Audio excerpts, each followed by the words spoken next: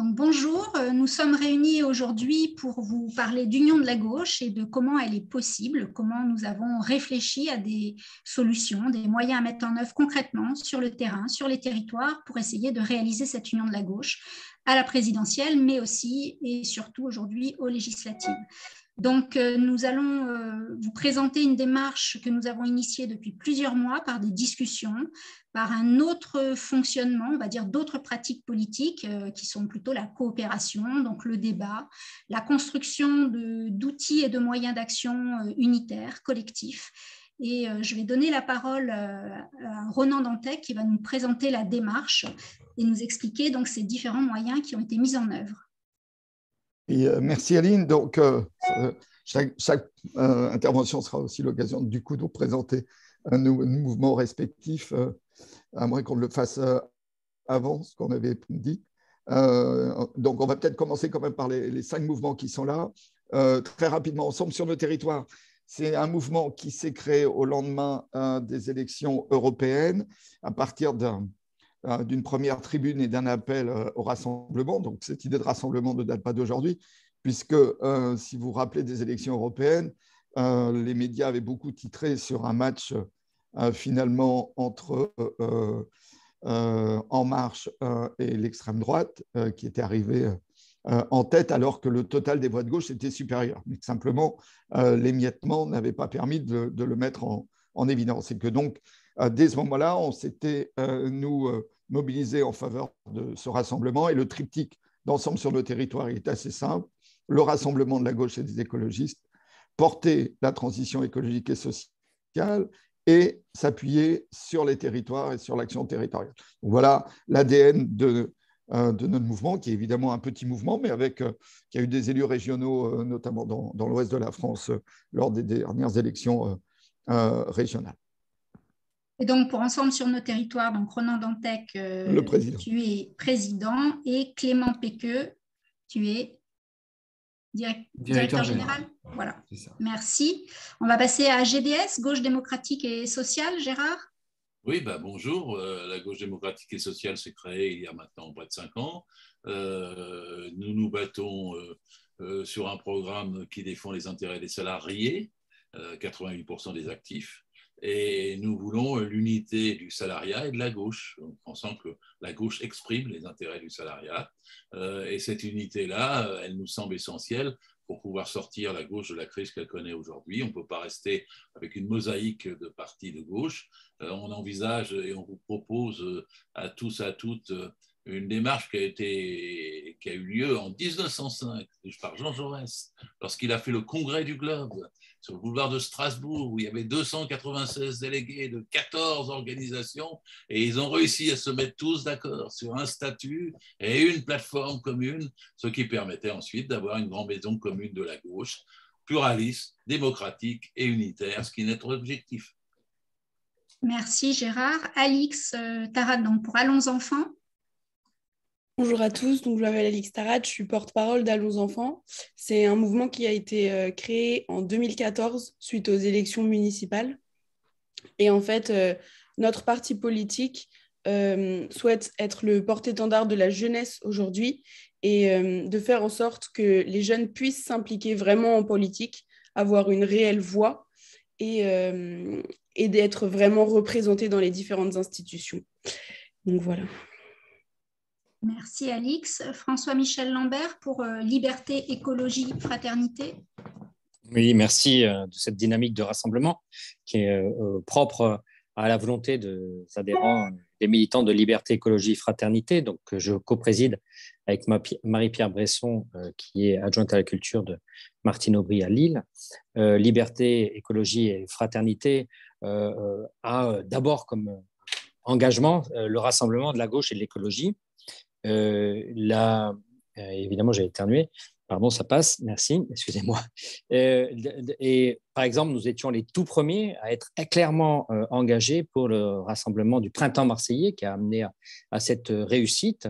Un rassemblement extrêmement large. Seuls les ELV étaient à l'écart, mais les autres, les écologistes comme nous, étaient avec d'autres forces de gauche pour gagner et enfin accéder au levier pour agir.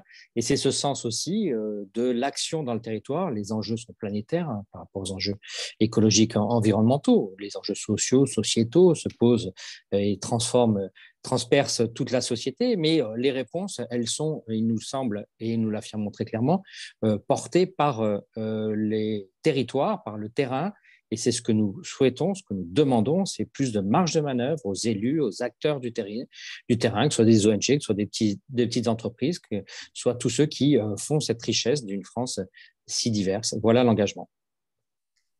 Merci François-Michel. Donc pour Nouvelle Donne, je suis coprésidente de Nouvelle Donne et Denis est un des porte-parole de Nouvelle Donne. Donc Nouvelle Donne s'est créée en 2013. C'est un mouvement qui est issu du collectif Roosevelt, donc avec des personnalités comme Pierre Larouturou, qui est actuellement député européen et rapporteur général du budget pour 2021. Et donc, nous sommes créés sur un slogan qui était reprendre la main, c'est-à-dire redonner la main aux citoyens dans les décisions, dans l'implication, dans un nouveau partage du pouvoir aussi. Et donc, nos trois piliers sont la démocratie, l'écologie et le social, en particulier avec le partage du temps de travail, le passage à la semaine de 4 jours à 32 heures notamment. Denis, tu veux ajouter quelque chose ? Non, c'est bien, ça va. Merci. Donc, voilà pour la présentation des différents partis. Ronan, donc, tu peux nous présenter la démarche qu'on a engagée donc, depuis plusieurs mois ? Oui, merci Aline. Trois messages principaux. D'abord, si on regarde, je ne vais pas vous raconter où on en est de cette élection présidentielle, vous le savez, mais si on prend un peu de recul, on remarque quand même qu'à gauche, je ne sais pas si on l'appelle le peuple de gauche, ou en tout cas tous ceux qui se retrouvent dans cette large sensibilité de la gauche et de l'écologie, avec certes des parcours divers, mais enfin, globalement, tout ce grand groupe a exprimé à maintes reprises depuis des mois sa volonté de rassemblement. Tous les sondages qui ont interrogé les électeurs de gauche et écologistes ont montré une volonté de rassemblement. Le succès de la primaire populaire au niveau de tous ceux qui sont inscrits ont marqué cette volonté de rassemblement. Et quand on regarde quelles sont aujourd'hui, dans toutes les enquêtes d'opinion, quelles sont les priorités des Français, on retrouve le pouvoir d'achat, on retrouve l'environnement, on retrouve la santé, bien loin effectivement des questions identitaires qui dominent aujourd'hui le débat de la présidentielle. C'est-à-dire que c'est sur en fait des valeurs de gauche, des sujets portés par la gauche que sont les priorités. Et qu'on est donc dans cette situation paradoxale d'une société française aujourd'hui qui souhaite qu'on aille plus loin sur l'égalité, sur la redistribution, sur la protection sociale, sur les questions environnementales, mais qui pèse peu sur le débat. Je n'y reviens pas. Donc, nous avons une gauche morcelée et la démarche que nous avons initiée avec les 5 mouvements présents ici, c'est d'essayer de porter déjà une pierre dans le fait de dépasser ce morcellement. Alors, je le dis de manière bienveillante, derrière chaque candidat à la présidentielle de la gauche aujourd'hui, il y a des logiques d'affirmation d'idées, de valeurs, de convictions qui sont tout à fait légitimes et respectables. Et on voit bien qu'on est dans ce moment de réaffirmation des uns et des autres à travers leurs propres priorités et que ça ne fait pas dynamique. Mais que, pour l'élection présidentielle, c'est ainsi, mais qu'il est très clair aussi que dès le lendemain de l'élection présidentielle s'ouvrira une nouvelle étape. D'abord, une étape sur les législatives, où sur le terrain, je crois qu'on ressent tous la même chose, qui est qu'il n'y a pas une volonté très forte de reconduire une partie des sortants et de cette majorité pléthorique qui était celle d'Emmanuel Macron, nonobstant le résultat de la présidentielle. Et que donc, il y a un espace pour des dynamiques de rassemblement, pour faire en sorte que l'Assemblée nationale, la prochaine, et j'en parle en tant que sénateur, puisque nous avons subi effectivement cette Assemblée nationale pléthorique dont François-Michel Lambert ne fait pas partie, qu'il y a la place donc pour plus d'élus de gauche demain, à condition qu'il y ait une union sur le terrain et clairement cette dynamique-là aussi, sans dire qu'on est déjà en train de préparer le nouveau 1905 dont parlait Gérard, elle est sur le chemin d'un re-rassemblement de la gauche et de l'écologie. À partir de là, on a travaillé à un outil au service du rassemblement sur les territoires et au service d'un rapprochement entre les différents partis pour ces élections législatives. Et sans être très long, on sait quand même déjà que sur le terrain, il y a beaucoup d'endroits où les élus locaux, les réseaux associatifs s'organisent déjà pour des candidatures communes au-delà des étiquettes. C'est quelque chose qu'on ressent quand même assez fortement, très loin des discussions d'appareil, même si elles sont aussi légitimes. Donc, nous, on a essayé de voir à quoi ressemblerait un contrat commun. On n'a évidemment pas repris le programme commun qui était un peu daté, un contrat commun pour ces législatives, un contrat commun qui est un outil déjà très détaillé, puisqu'on arrive à plus de 150 propositions, et qu'on va mettre finalement au service à la fois de la discussion entre les partis, et on les invitera à l'AGK le 5 mars prochain pour en discuter, mais aussi au service des territoires, parce que d'expérience, on voit bien que sur les territoires, il y a des dynamiques qui se créent et que finalement, les uns et les autres réinventent un projet complet dans leur coin, alors que ce sont les mêmes idées, évidemment, d'une circonscription à l'autre. Alors, comment a-t-on travaillé ? D'abord, la première chose à dire, c'est que les 5 mouvements qui sont ici représentent un spectre par rapport à la gauche et l'écologie extrêmement large. Entre François-Michel Lambert, qui a fait une excursion dans la Macronie, et Gérard Filoche, qui a fait une excursion dans le trotskisme, on ne peut pas dire qu'on ne soit pas sur un éventail extraordinairement large, mais qui permet justement de travailler sur la synthèse. Nouvelle Donne était avec le Parti socialiste aux dernières élections européennes. Moi, je suis plutôt historiquement à ELV, dont j'étais membre 30 ans. Vous voyez qu'on a là un éventail très représentatif finalement des différentes sensibilités. Et donc, mettre cet éventail au service d'un contrat commun, et on y a beaucoup travaillé, notamment Denis y a aussi beaucoup travaillé, pour essayer de trouver finalement la synthèse. Je crois que ça a été un moment extrêmement productif entre nous. Ce contrat commun, c'est une synthèse. Ça veut dire qu'il n'oblige pas, il n'applique pas que chacun des mouvements présents ici aujourd'hui soit d'accord avec tout ce qu'il y a dedans. Chacun a justement regardé où étaient ses priorités et n'a pas cherché à imposer son propre projet.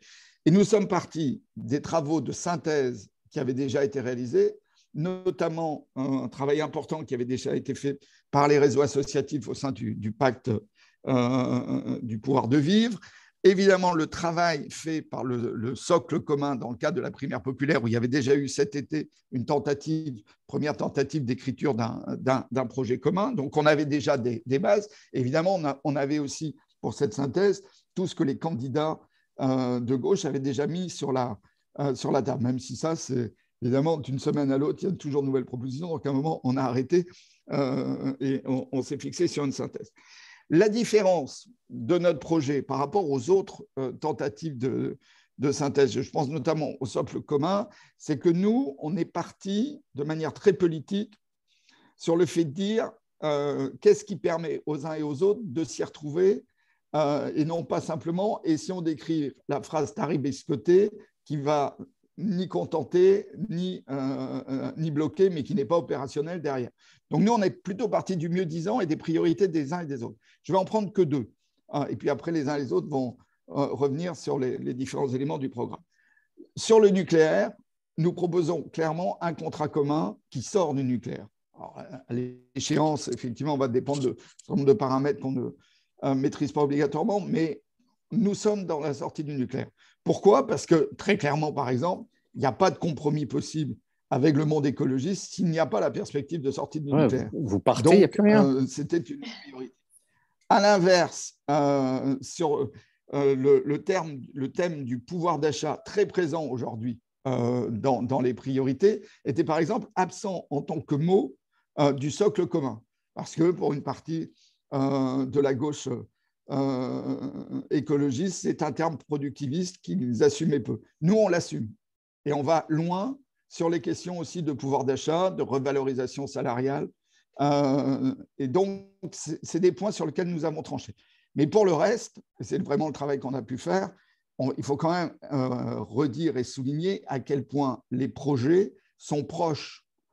Sur la revalorisation des bas salaires, il n'y a pas de grande différence entre les uns et les autres, à 50 € près. Les uns vont insister plus sur le salaire net, d'autres sur le salaire brut, mais globalement, tout le monde est pour une revalorisation très forte. Par exemple, si on prend que cet exemple-là. Donc, il y a énormément de propositions communes, et finalement, on voit que pour exister les uns par rapport aux autres, on a des candidats qui sont obligés d'exacerber leurs différences alors qu'ils sont assez proches sur énormément de propositions. Donc c'est un exercice qui, à ma connaissance, mais je n'ai pas l'expérience de Gérard Filoche sur l'histoire de la gauche depuis un peu plus d'un siècle, n'avait pas été tenté comme ça, dans le fait de dire on part du mieux-disant, on part des priorités des uns et des autres, et donc on tranche. Et on a effectivement pris la responsabilité de trancher un certain nombre de points.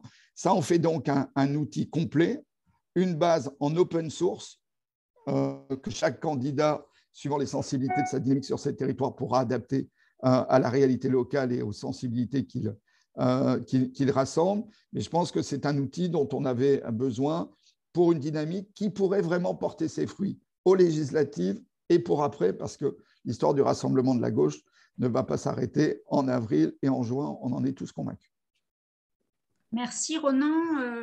Effectivement, donc ce travail, donc c'est un travail de rassemblement des propositions essentielles, les propositions majeures, par exemple sur l'écologie. Alors, à moins que vous ayez déjà des questions, Clémence, vous avez des questions sur ce qui vient d'être dit? Non, pas pour l'instant. Alors, on peut peut-être, Clément, partager le visuel alors qui n'est pas terminé, mais on va le finir dans l'après-midi, le visuel de la plateforme pour voir un petit peu ce que ça donne, avant que chacun évoque quelques mesures. Voilà, donc on a mis en tête les grands principes qui ont été retenus. Alors, c'est une plateforme qui fait une dizaine de pages, 13 pages, c'est ça? Voilà, et on a décliné les mesures. Donc, il y a à la fois les mesures, comme l'a dit Ronan, il y a les mesures qui font consensus pour tous les partis, et puis il y a les mesures sans lesquelles on ne pourrait pas avoir tel ou tel parti, par exemple les écologistes sur certaines mesures, d'autres partis sur d'autres mesures. Voilà. Donc, par exemple, sur l'écologie, donc, on a retenu différents points. La planification de la transition écologique fait l'unanimité. Elle doit se décliner aussi bien au niveau des territoires qu'au niveau national et au niveau européen. La mutation de notre système agricole avec la sortie des pesticides et des engrais de synthèse est également une priorité. La réorientation de la PAC vers une agriculture durable aussi. Le soutien, alors Ronan parlait du nucléaire, donc la plateforme met en avant donc, le soutien, le développement massif des énergies renouvelables, et de leur stockage et de leur distribution. Et donc, l'objectif, c'est que sur un mandat de 5 ans, on voit ce qu'on est en mesure de faire pour fixer une sortie du nucléaire qui soit cohérente et convaincante. Sortie aussi de l'élevage intensif des animaux en cage en 10 ans, par exemple. Voilà une mesure qui figure dans différents programmes. Et une mesure qui fait aussi l'unanimité, c'est la fin de la défiscalisation sur le transport aérien. Donc, sur tous les secteurs qui impactent, qui ont un lien avec la transition écologique, on a un certain nombre de mesures qui font tout à fait consensus. Qui veut parler d'un autre point? Denis, sur la démocratie? Oui, ok, d'accord.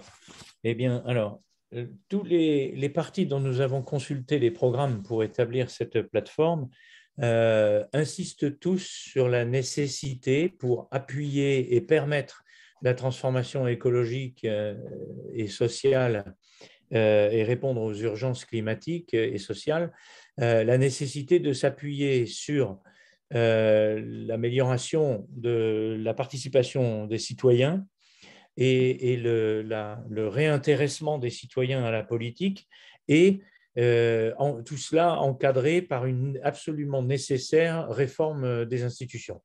Alors, nous l'avons titré Sixième République parce que, pour certains, ça exige une telle rupture par rapport aux pratiques et à la dérive de monarchie républicaine de la Cinquième République qu'il faudrait lui donner un nouveau nom pour bien marquer auprès des citoyens le changement.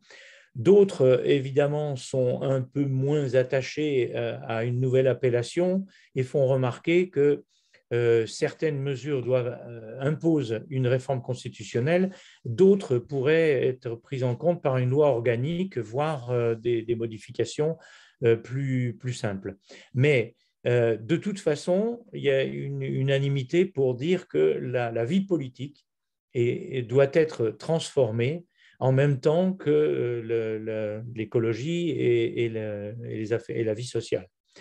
Et pour ça, un certain nombre de propositions ont été émises et nous les avons pratiquement toutes retenues. Donc, il y a notamment le rééquilibrage entre le pouvoir exécutif et le Parlement, qui nécessite de renforcer les moyens des deux assemblées et de leur redonner la maîtrise majoritairement de leur calendrier. Il y a également un rééquilibrage au sein du gouvernement en révisant les rapports entre le président de la République et le gouvernement. Il y a aussi la nécessaire modification des systèmes électoraux de manière à ce que, d'une part, soit pris en compte le vote blanc d'une manière ou d'une autre, mais que soient mieux représentées aussi les aspirations des citoyens dans les assemblées, ce qui impose par exemple à l'Assemblée nationale d'aller vers la proportionnelle, ce qui imposera éventuellement des réformes de désignation des sénateurs, ce qui impose également de redonner au CESE un rôle de compromis, de construction des compromis sociétaux, de donner aussi beaucoup plus la possibilité aux citoyens de s'investir dans la vie politique à l'échelle locale et éventuellement à travers des conventions. La limitation des mandats, bien sûr, qui est quelque chose de très important pour tout le monde. L'instauration dans la Constitution, dans les principes de la Constitution, de la protection des biens communs, pour aller plus loin que la Constitution actuelle. La réforme du financement public des partis, qui est très important parce qu'elle fausse actuellement la possibilité, elle fausse la vie politique en fait, et elle donne l'avantage aux grandes formations déjà établies, et elle empêche le renouvellement à la fois des partis et des mouvements politiques et aussi des représentants, des acteurs de la vie politique.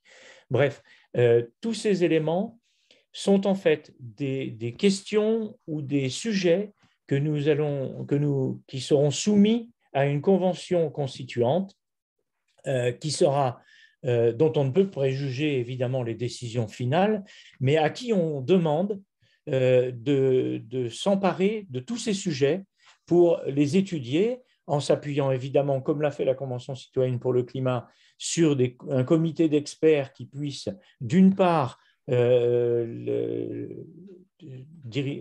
orienter les débats sur le plan légal, sur le plan juridique, mais aussi rédiger les décisions qui seront prises sous le format nécessaire pour cette réforme des institutions. Et puis, il faudra évidemment par-dessus ça un comité des sages, je ne sais pas exactement, un comité des garants qui, d'une part, déterminera la composition de cette convention constituante et d'autre part, s'assurera que son fonctionnement, comme ça a été fait pour la Convention citoyenne pour le climat, respecte les règles de départ. Voilà, j'ai fait un tour. Merci Denis pour ce point. Peut-être qu'on peut passer au social avec Gérard Filoche, s'il vous plaît. Oui, volontiers. Vous m'entendez? Oui. Bien. Écoutez, d'abord, je veux dire à Ronan que je n'ai que 76 ans et 60 ans de militantisme. Alors, je veux bien tenir un siècle. Je veux bien tenir un siècle pour témoigner. Mais pour l'instant, je me contente des points qui, en matière de droit du travail, sont communs à toutes les partis de gauche. Vous allez être étonnés quand je vous en fais la liste. Vous commencez par la sécurité sociale, c'est-à-dire la défense du salaire brut des cotisations sociales. C'est unanime à gauche, unanime. Ça ne l'était même pas il y a 10 ans, ça l'est devenu aujourd'hui. La défense d'une grande sécurité sociale, unique, universelle, étendue sur tout le territoire, adaptée à tous les salariés et aux indépendants. Il y a eu un texte à l'occasion du 75e anniversaire de la sécurité sociale. Eh bien, savez-vous, il est signé par Roussel, par Hidalgo, par Jadot et par Mélenchon. Il y a un accord sur la question la plus importante du point de vue du salariat, du droit du travail. Vous savez que c'est pareil aussi sur la défense du salariat contre l'ubérisation. Parce que s'il passe, Macron soutiendra Uber et étendra, tandis que si la gauche passe, eh bien, il y a la suppression du statut de non-salariés pillés, et c'est clairement énoncé dans toutes les plateformes. Nous le reprenons, évidemment. Ensuite, vous savez qu'il y a un accord pour la remise en cause de la loi El Khomri, y compris au Parti socialiste, puisque Olivier Faure a dit qu'il n'en voulait plus. Et il y a une dispute là-dessus qui a tranché sur le fait qu'il fallait revenir à la suprématie de la loi sur le contrat. Or, ça, c'est une chose fondamentale dans une société. Je ne veux pas forcer, mais c'est presque la barbarie quand on n'a que le contrat et pas la loi. La loi, c'est la République, l'état de droit dans l'entreprise. Vous savez qu'il y a aussi un accord sur la remise en place des institutions représentatives du personnel et sur la participation au conseil d'administration. C'est dans tous les programmes. Avant la loi El Khomri, il y avait 425 000 délégués, il n'en reste plus que 200 000. L'idée générale est de reconstruire cette représentation du salariat. Alors, il y a un accord sur la réduction du temps de travail. Tout le monde est pour. Par contre, c'est vrai qu'il n'y a pas une précision sur les horaires et que nous défendons la réduction du temps de travail sur les 32 heures par semaine et sur les 60 ans sur la vie. Les deux choses étant vues du même effet, c'est de partager le travail. Là, il y a des progrès à faire, mais quand même, la réduction du temps de travail est la caractéristique de toute la gauche. Vous savez, c'est un 6e point, qu'il y a un accord sur la régulation de la sous-traitance. On ne le sait pas, mais en Allemagne, il n'y a qu'un seul niveau de sous-traitance qui est autorisé. En France, c'est une gabegie, la sous-traitance. Il faut donc que le donneur d'ordre soit mis en cause et responsable de ce qui se passe sous ses ordres. Il faut donc que l'entreprise intervenante soit alignée le temps de la mission sur la convention collective du donneur d'ordre. Il faut donc faciliter la reconnaissance des unités économiques et sociales. Vous savez que vous changez le rapport entre toutes les entreprises si vous faites ça. Nous proposons de le faire. Ensuite, vous savez qu'il y a une question de contrôle sur les licenciements. Eh bien, il est évident qu'il faut restaurer ce contrôle. Déjà, ce matin, on constate que la baisse des indemnités pour les licenciements abusifs est tout à fait considérable, près d'un tiers en 5 ans. Eh bien, on veut restaurer un contrôle sur les licenciements. Vous savez que tout le monde à gauche est pour un salaire maximal avec une fourchette de 1 à 20. Pas plus de 20 fois le SMIC par entreprise. Et pourquoi tout le monde est d'accord? Parce que c'est aussi la proposition de la Confédération européenne des syndicats et celle de Laurent Berger. Donc c'est quelque chose qui est unanime. Et si on cultivait l'unanimité, on aurait l'unité de la gauche et on pourrait le faire. Vous savez, enfin, 9e point, que évidemment tout le monde est pour l'égalité salariale des femmes et des hommes, que c'est une question fondamentale, parce que tout le reste des différences entre hommes-femmes, de l'oppression spécifique contre les femmes, commence par le salaire. Et quand vous redonnez la dignité à travail égal, salaire égal, vous changez fondamentalement la société. Et enfin, 10e point, vous savez que tout le monde est pour la suppression de la directive sur les travailleurs détachés, parce que c'est une directive européenne qui est discriminatoire et qui fait que 700 000 salariés venus d'autres pays européens gagnent ici, sur notre territoire, moins que ceux à côté desquels ils travaillent, les salariés qui sont ici français. Et donc, c'est une aubaine pour les patrons. Et on ne peut pas accepter qu'il y ait une telle discrimination. Et par conséquent, on veut dénoncer la directive sur les travailleurs détachés. J'en ai fini, j'ai pris 10 points. 10 points. Mais ces 10 points, quasi tous sont unanimes à gauche. Quasi tous. Et je ne sais pas comment les gens peuvent se dire qu'ils vont se diviser et qu'ils vont laisser passer Macron. Même, entre guillemets, si je peux me permettre, le plus mou de la gauche est révolutionnaire face à Macron. Et ce n'est pas le plus mou que nous faisons. Nous faisons une synthèse sur ce qui est au cœur de la gauche et ce qui unifie toute la gauche. Merci Gérard pour ce plaidoyer vibrant pour l'union. Merci. Alix, je te donne la parole sur la présentation des points sur l'Europe ou la jeunesse. Je peux parler d'Europe. Merci. Donc la question de l'Europe, elle est aujourd'hui essentielle dans les débats politiques et c'est pourquoi il est très important d'avoir une position claire à gauche sur ce sujet. et surtout une position unie. Et c'est pourquoi aujourd'hui, par cette plateforme programmatique, on propose une Europe plus forte, et notamment avec le renforcement des pouvoirs du Parlement européen, dont un droit d'initiative législative et la limitation du droit de veto du Conseil européen. Ces mesures permettraient d'abord de souder ensemble les différents États européens, et une Europe plus forte serait une chance pour la France au niveau international. Et ça doit être couplé à un renforcement de la prise en compte des enjeux des droits de l'homme dans la politique étrangère de la France et de l'Union européenne. Et enfin, il faut que la citoyenneté européenne soit ancrée parallèlement à la citoyenneté française par le renforcement de la citoyenneté européenne à travers un parcours éducatif pour les jeunes. Ces différentes mesures sont portées par différents partis de gauche, nombreux, et permettrait donc d'être réellement unis sur ce sujet. Merci Alix. Donc, nous sommes disponibles maintenant pour des questions, ou s'il y a des points que vous souhaitez voir abordés. François-Michel doit nous quitter. Voilà, il a mis un petit message dans la conversation. Voilà, oui, ça correspond à peu près à ce qui est défendu par 80% effectivement de la gauche. Est-ce qu'il y a des questions? Est-ce qu'il y a des points à aborder?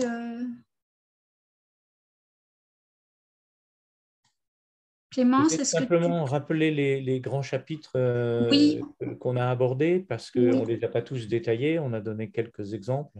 Oui, Clément peut peut-être revenir au début, à la première page. Donc, il y a 12 parties, en fait, dans cette plateforme programmatique. La première, c'est le pouvoir d'achat, qui comprend les sujets salaires et revenus, logement. Il y a effectivement beaucoup de choses sur la politique logement sur laquelle tout le monde est à peu près d'accord, même si les chiffres dans le détail sont différents et les calendriers, mais c'est le cas général. Sur le fond, tout le monde est d'accord. L'accès aux biens nécessaires, qui est évidemment un problème tout à fait prégnant en ce moment et d'actualité. Ensuite, la deuxième partie, c'est l'égalité et le renforcement des droits. Donc là, Gérard a bien, je pense, résumé, insisté sur les points les plus importants dans le droit du travail, dans les relations sociales, dans l'égalité homme-femme, dans les droits des migrants. Ensuite, on a également repris des mesures sur la fin de vie. La troisième partie porte sur les solidarités, les politiques sociales, évidemment, en tête avec l'élargissement de la sécurité sociale, les politiques de santé, qui sont hyper importantes, on l'a vécu cruellement ces 2 dernières années, l'aménagement du territoire, qui est un point très important pour tout le monde, et notamment pour nous qui sommes très attachés à l'action territoriale. La quatrième partie, l'environnement, qui comprend plusieurs sous-chapitres avec le climat, la lutte contre le réchauffement climatique, l'agriculture, avec des mesures très importantes, notamment sur le foncier agricole, sur les revenus des agriculteurs de plusieurs manières, un chapitre sur l'énergie. Évidemment, ça c'est une question très, très actuelle, avec les décisions à prendre sur EDF et même des sujets qui ne sont pas forcément abordés dans tous les débats. La biodiversité, qui est évidemment un sujet très important parce qu'il parle beaucoup, notamment aux jeunes générations, et tous ceux qui sont attachés à la défense de la nature sont très attachés à cet aspect et pas seulement à l'écologie, l'agriculture et l'énergie. Ensuite, Clément, voilà, le bien-être animal qui en fait partie et les transports sur lesquels on a déjà parlé de certaines mesures. Le 5e chapitre comprend la culture, l'éducation et la jeunesse avec des politiques éducatives, des politiques pour la jeunesse, des politiques culturelles qui sont absolument nécessaires. Là aussi, on l'a vécu cruellement.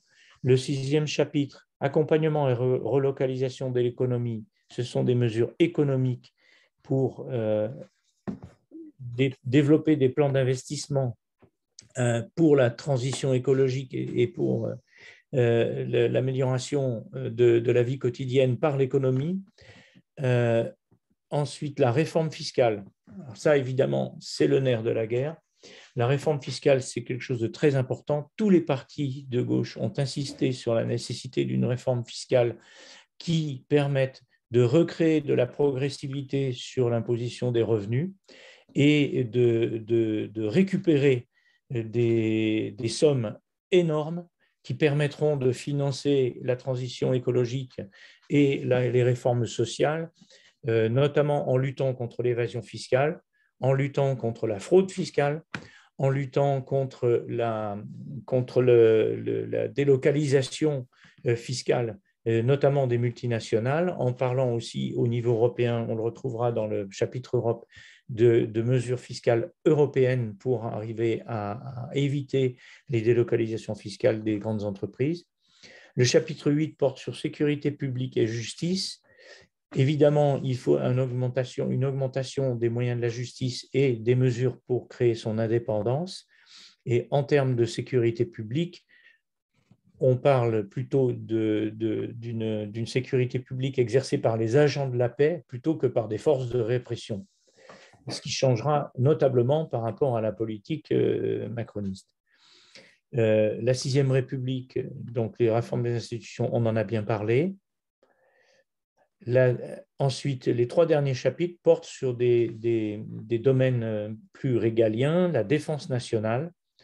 On ne va pas rentrer dans les détails, mais il y a un certain nombre de mesures à prendre en compte. Le renforcement de la construction européenne qui est absolument indispensable. D'ailleurs, on le voit bien à l'occasion des événements avec l'Ukraine aujourd'hui. Il faut que la construction européenne sur le plan politique et sur le plan de politique internationale et de défense soit renforcée et développée. Et enfin, le chapitre international où notamment il faudra redonner plus de possibilités à l'ONU et à toutes ces instances particulières. Voilà, je sais pas. Merci Denis pour ce tour d'horizon. Voilà, donc on voit que dans la plateforme, donc, il y a beaucoup de thèmes qui sont quasiment absents des médias aujourd'hui, qui sont monopolisés sur des questions sécuritaires, identitaires, etc., sur la guerre aussi en Ukraine. Donc, la culture, par exemple, l'éducation est aussi un terme essentiel à l'ensemble de la gauche, hein, comme tu l'as rappelé, Denis. Voilà. Donc, Ronan, tu veux conclure, ajouter un petit mot Non, pour dire simplement que là, c'est une première pierre, que maintenant, il faut surtout que cet outil au service des dynamiques sur les territoires soit connu, donc on va le diffuser largement dans nos réseaux, essayer que nos amis journalistes le diffusent aussi, même si on se sent bien que la campagne, là, dans le moment, est focalisée plutôt sur la présidentielle, voire sur, évidemment, les enjeux internationaux qui sont au cœur de nos préoccupations à tous aujourd'hui. Donc, voilà. Donc, là, maintenant, le diffuser largement, que tous les territoires aient conscience que cet outil existe pour aider au rassemblement, et puis discuter avec l'ensemble des partis qui ont présenté un candidat ou qui présentent un candidat à l'élection présidentielle pour voir effectivement comment on peut arriver sur le terrain à une dynamique de rassemblement. Alors, peut-être pas partout, mais moins il y aura de candidats, plus on a de chances quand même qu'il y ait des candidats de gauche et écologistes au 2e tour des législatives. Donc, ça, c'est notre fonction. Moi, je suis très content de ce premier travail qu'on a pu faire ensemble, mais l'important maintenant, c'est aussi de dialoguer avec les autres partis de gauche pour voir quelles sont les conditions de ce rassemblement, parce que sinon, la gauche ne sera pas au 2e tour des législatives dans la quasi-totalité des circonscriptions. Si on reproduit aux législatives ce qu'on a au présidentiel, alors elle ne sera pas au 2e tour. Donc, je pense que notre responsabilité collective, c'est quand même de trouver des formes pour éviter ça, mais peut-être que la leçon des présidentielles sera tirée dès le lendemain des présidentielles. Il faut toujours faire le pari de l'intelligence humaine, surtout à gauche. Surtout à gauche. Oui.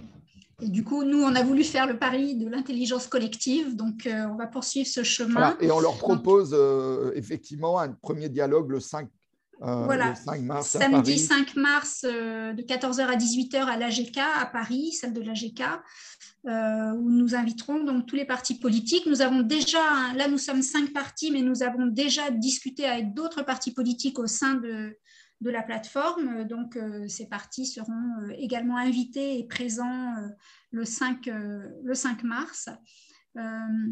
Donc, nous continuons notre chemin de discussion et de concertation pour essayer de faire que les élections législatives puissent porter un maximum de candidatures de rassemblement dans les 577 circonscriptions. Si déjà on pouvait en avoir 200, par exemple, ça serait un bon objectif. Ça ne veut pas dire que toutes vont gagner, mais au moins, si on arrive à se rassembler derrière 200 candidats, on pourrait changer la donne dans cette Assemblée nationale et permettre au moins qu'elle ne soit pas une chambre d'enregistrement comme c'est le cas actuellement.